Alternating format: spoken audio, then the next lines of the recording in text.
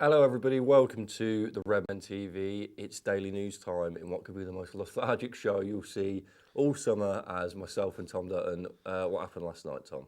We went out. You are Well, leaving. I And it am was Leon's leaving. birthday.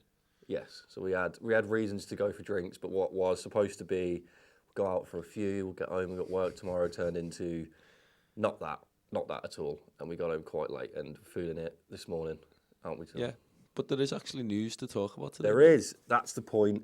Although me and Tom are dying, the transfer window stopped for nobody. And we've had a transfer, albeit an outgoing, and that being Rafael Camacho going to Sporting CP. Is that Lisbon? I feel like Yeah, it is. Sporting Lisbon. Yeah, it's just completely threw me off there. As you can tell, a bit hungover. But he's completed a permanent transfer to Sporting Lisbon. The 19-year-old made two first-team appearances during his time on Merseyside and was a regular for Neil Critchley's under-23s last season. Everybody at LFC wishes Rafael the best of luck at his new club. That was the official statement from Liverpool FC. If you jump on over to the Echo, we can get the nitty-gritty about what the deal stands for Liverpool. Liverpool sold Rafa Camacho to Sporting Lisbon for a fee of around £5 million, which is interesting. He was entering the final year of his contract at Anfield and was unwilling to sign fresh terms after viewing his first-team chances as remote. The £5 million Liverpool will receive from the Portuguese side will rise to £7 million with add-ons, with the Reds also inserting a 20% sell-on clause for the talented teenager. And the other interesting part about this is that I believe we also have a buyback clause on Rafa Camacho at the same time, as you see here. He rejects the chance to speak to Wolves, AC Milan and Schalke, fearing his opportunities would again be limited to the first team. So, to me, this is a really big positive. Let me know what you guys think in the comments of the deal. I think it says in the article that if we'd have kept him on, he would have been out of contract next year, would have been able to agree a pre-agreement in January and leave for free. So to take £5 million this summer for a guy, as you said, as we saw before, has only made two first-team appearances in Merseyside, the most latest of which being Wolves in the FA Cup. I think that's quite a good deal. And Michael Edwards, as Michael Edwards does, has done an excellent job of putting all these clauses in there that make sure we get the most value for money out of the player, with the 20% sell-on clause for the teenager. Obviously, the most occurring sort of player with that is Wilfried Zaha. Obviously, if he goes on to move to anywhere, United get a massive trunk. I think there's a 20% as well for him. So if Rafa Camacho does turn into a great player, we've got the ability to buy him back or benefit from where he goes next. So it's a really interesting deal that Liverpool have done there. What do you guys make of it? I'm pretty pleased with it. We've not seen enough of him. The good thing for me, Bailey, is that he's gone for first team football. Yeah, of course. Fair play to the guy. Yeah. He knows that he's not getting in the attacking places. He doesn't want to play as a defender. Yeah. And he's literally going there and going, I want to play first team football, improve myself at the top level. Good on him. Yeah, really, really fair play to him. I say for a 19-year-old to turn down moves to Wolves, AC Milan and Schalke, who are all excellent football clubs, and to say no to those big teams because he wants first-team football, and he's obviously going to Sporting to get that. Hats off to him. At 19 years old, he's talented to have interest from these teams, but to say I'd rather go to a lesser team, I suppose, and better myself and further myself with game time. Hats off to you, Rafa Camacho. I hope you have a very prosperous career in the future. Moving on from that, a little bit of bad news coming over from the AFCON, but before that, I just want to get you over to the Redmen TV news channel on the YouTube. Closing in on 7,000 subscribers, which is excellent. Thank you to everybody who is subscribing to the news show. This content right here, the daily news stuff, will be moving over to the Redmen news channel here on the 8th of July, and we are looking for 10,000 subscribers before we get there. So that would be huge if you could go over there. I'll demonstrate on screen for you right now. Tom, have you got it up? Definitely. Hit that, and everybody here will be a happy man. So get over there, get that done. Everybody here will be made up for it. Thank you very much, guys. As I say, going back into some bad news, Naby Keita, of course, who's over in Africa at the minute in the AFCON, has reportedly suffered a thigh injury that has ruled him out of Guinea's clash with Burundi in the Africa Cup of Nations on Sunday. It's a big shame, this, isn't it? It's becoming a bit of a repetitive thing with his injuries, and he picked up the knock midway through the 1-0 defeat to Nigeria on Wednesday and was replaced by Lisbon Keita in Egypt. Various reports have claimed the Liverpool midfielder has a shin problem too, with both injuries limiting him to just 71 minutes of the defeat in Alexandria.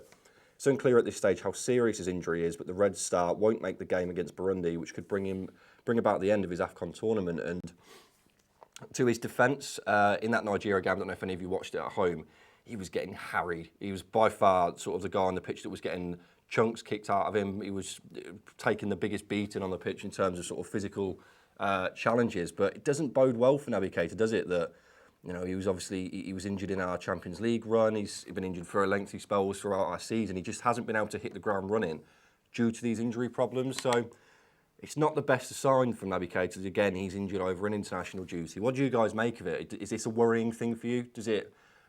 Or do you think it's just him trying to settle into after having sort of a season with injuries in and out of the game in such a fast-paced league? He just hasn't had the time to sort of recover as much as he needed to, because obviously he was originally ruled out for the AFCON after his injury in the Champions League, got himself fit, and has obviously now had a fresh injury over there. So maybe we're not cutting the guy enough slack with his injuries, but let me know in the comments, what do you guys think of Naby Keita? Does this worry you in particular?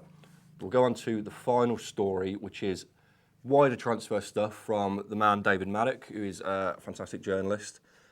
After we signed our Dutch centre half yesterday, he came out and said this: "Don't shoot the messenger, but if LFC make any more signings this summer, as things stand, they really won't be 60 to 70 million pounds, high-profile players. Slight possibility of versatile forward / wide man, but likely to be around the 20 million mark or less." Wow, what do you make of that, everybody at home? I mean, I've been under that impression sort of throughout the summer. That's what us as fans have been drip-fed and have been told, Klopp's happy with his squad. He's really got no interest of going in and spending big money like Van Dijk and Alisson sort of cash.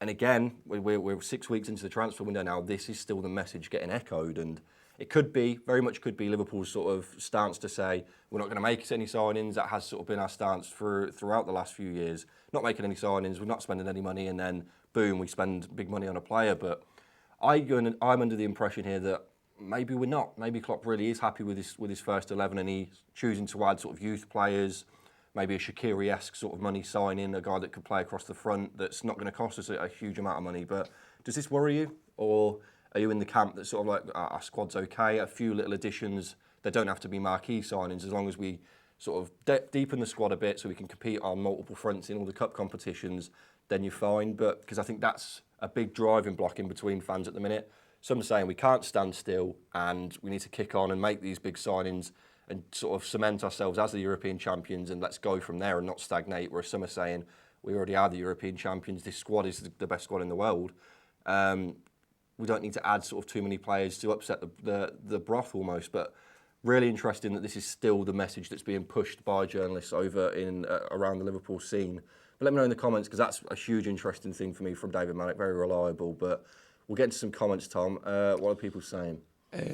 On Camacho, Jim Jam Joe 123 says plenty of other youngsters. Camacho is not much of a loss, but wish him the best of luck. Just echoing what you said. Absolutely, mate. But you hit the nail on the head there. I liked what I saw when I saw him against Wolves, but obviously came out the Instagram stuff. We all know about that now. And Tom made an excellent point upstairs. He's a forward player. Like, as much as it's not the right thing to say, he scores quite a few goals for the under-23s, and I wish the best of him going to Sporting and thriving in a position that is best suited to him. Because if he can't, if he's not going to go to AC Milan or a Schalke or a Wolves because he's fearing not getting first team games, there's no way that he can flourish here at Liverpool, because we're just clearly not the level for him. But the deal in place is excellent in case he does become an excellent player. We can bring him back or profit from his further move. But I agree with you there, mate. On Naby Keita, Keno Excausa says, "Cause it is just a strain, it might actually be good for LFC. Bit of time off, then pre-season." Very, very, very good point, mate. You made an excellent case there. It could be a blessing in disguise. We saw this with Mo Salah, obviously, after the Champions League final. He was so desperate to get fit last season. The season just gone, actually. The season before the one just gone. Obviously, he gets injured from Ramos, rushes himself fit because he's just desperate to play for Egypt in their first World Cup, which is, you can blame him. And then we saw there was a big lag sort of in his performances of about 2 months, at the start of that season, where he just wasn't quite hitting the heights of Salah the season before. So you've hit that. I think you've smashed that there. There is a silver lining when players do get injured in these tournaments, because it does mean, if it says here at the bottom, could bring the end to his AFCON tournament. we could say that could be good. That could get him this much needed rest that he needs, so he's fresh in. Could even see him on the pre-season tour early, gets as much practice and training as he can, and we get him as fit as possible with our own training team, so he's good to go for the start of the season. Excellent point, mate. Monis Sada says, no, we are the UCL winners. Right time to buy players as everyone wants to come to us. So, yeah, that is true, mate. And I don't know where I stand on this yet. I can see what Klopp's saying. You know, he doesn't want to upset things. He's very happy with his squad, and you've got to look at it and say, are there that many first team, or sort of that many players out there in world football that could come in and replace any of the players in our starting 11? As you've said, we are the Champions League winners. That squad are the best team in Europe on paper for at least for another year. So can we bring that many people in? You know, you're talking. I think it came out yesterday from L'Equipe that I think Kylian Mbappe was going to cost like 250 to 300 million euros, and like that just won't happen. Liverpool will not pay that price for a player, at least if history is anything to go by. So I don't know if it's worth upsetting the apple cart, but then on the other hand, I'm like, you're absolutely right. Is there a better time than now to be attractive? Everybody in the world football have got Liverpool top of their list because we are so sort of prolific in the world of football at the minute. So I am torn. I am very torn. That's why I like to pose it to you guys, because I feel like there is a big divide, but excellent point. And last one, These Nuts says, Andy Robertson cost us 8 mil, lads. You can find quality for cheap. You can find quality anywhere, mate. You're absolutely right. And I think that's one of the biggest things we have to pride ourselves on as a football club. That's why we signed this young centre-half yesterday, because we're not just an attractive club because we've won the Champions League. We're attractive to these youth players because we give the youth a chance. And, you know, we've got Andy Robertson from Hull in a swap deal for Kevin Stewart. And in a year, he's become the best left-back in world football. We've given Trent Alexander-Arnold a chance to come into the team at 19 and be unbelievable. And I probably, in my opinion, one of our best players of the season last year, one of the breaking records for assists all across the park. And even Joe Gomez, 4 years ago, we bought him from Charlton Athletic. Down the line, he's now 22 and playing next to Virgil van Dijk in one of the best sort of periods of defensive football that I've seen at the club. Him and Van Dijk in that sort of 10 to 12 game period they played was stunning. So I'm right. I agree with you, mate. If we were going to go and make a few signings that were between 10 and 15 million pounds and they come into the team sort of gradually, fine. Because we owe it to Klopp now to say, you've proved us all wrong. We've all doubted you in the past with certain signings, and I'm very much sort of hands off the wheel now, Klopp. I have no right to sort of question what you do because you've given me a Champions League, and there's nothing more I could ask for, apart from maybe a Premier League. That'd be nice. But thank you very much for watching, guys. Let me just chuck you over to the redmentv.com quickly. We've got some excellent stuff out on there already, with more stuff planned to come out over the next week. The Squad Depth Analyzer here is a excellent show between Paul and Chris. I know they're sort of, both of them are about on holidays and stuff. They're both really busy, but they got together to do an extra special show for you, looking at every single player on Liverpool's roster, analysing where do they go, how in favour are they, sort of from first to X amount of choice, where do they fit in the team. It's a really good show. You'll love it. You'll love that show. Myself and Tom did a Redmen Reacts to Van der Berg yesterday, and what our thoughts on him. The Summer Football Show talks about wider football transfers. You can see there David Silva and Harry Maguire. Silva retiring, Maguire potentially going to City. So there's loads and loads, bags of content over on the redmentv.com. Make sure you go over there and check it out. We will get you covered for all things Liverpool and wider football all across the summer. Enjoy your weekend, guys. We'll be back on Monday with a daily news show. See you later. Well, before we end, it's your last show, Bailey? It is my last show. I won't be back on Monday with a news show. Somebody will be back with a news show. Everyone say bye in the comments. Yes, so I've been filming one more show after this one, which will be my final show, but this will be my final news show. So it's been an excellent pleasure to work here for the year at the redmentv.com, for Redmen TV in general. I've got the website in front of me.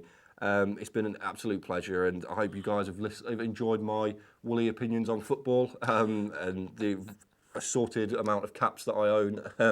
But no, it's been an absolute pleasure to bring the Liverpool football news to you and Liverpool in general. Yeah, you put me on the spot there, Tom.